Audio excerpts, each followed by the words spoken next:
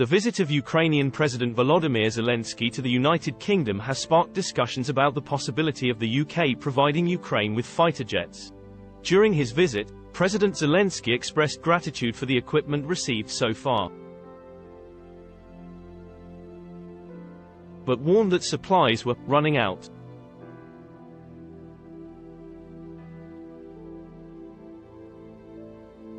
The UK is set to start training Ukrainian forces to fly NATO standard jets. And Downing Street announced that Defence Secretary Ben Wallace is investigating what aircraft the UK could potentially offer, but emphasised that this is a long-term solution.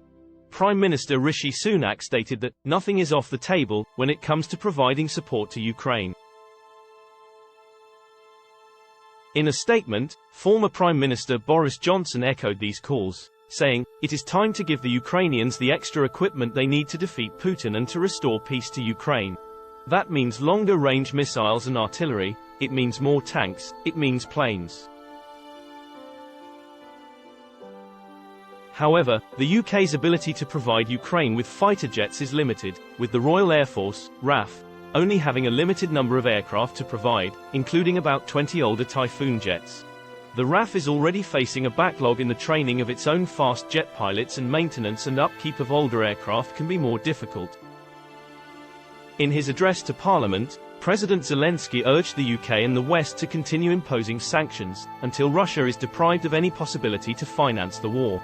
The UK announced a fresh round of sanctions targeting Russia on Wednesday, which targeted IT companies and manufacturers of military equipment such as drones and helicopter parts.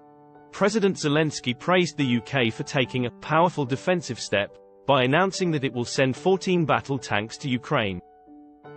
He also signed the London Declaration with Prime Minister Sunak, a statement affirming the UK-Ukraine partnership. The expansion of the UK's training programme for Ukraine signals a shift after the UK previously stated that it was not practical for it to send its aircraft to Ukraine. The UK's support for Ukraine comes as the country prepares for a potential renewed Russian offensive later this month. President Zelensky's speech at Westminster Hall was met with applause throughout and was described as awe-inspiring by many who listened.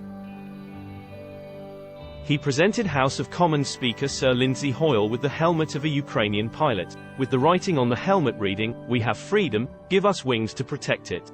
In his speech, President Zelensky thanked the UK for its grit, and praised former Prime Minister Boris Johnson for uniting others when it seemed impossible. He expressed his confidence that freedom will win, and that the UK is with Ukraine on its march to the most important victory of our lifetime.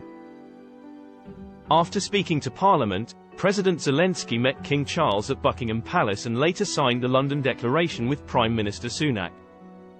He is expected to meet with French President Emmanuel Macron and German Chancellor Olaf Scholz in Paris.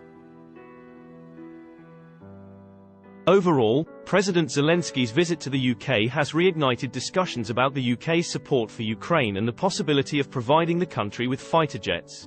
The UK has taken a step forward in its support by announcing that it will send 14 battle tanks and by expanding its training programme for Ukrainian forces. Despite the challenges, the UK remains committed to supporting Ukraine in its pursuit of peace and stability. Thank you for watching. Like, share, subscribe, comment on my channel, and click the notification bell for a future video.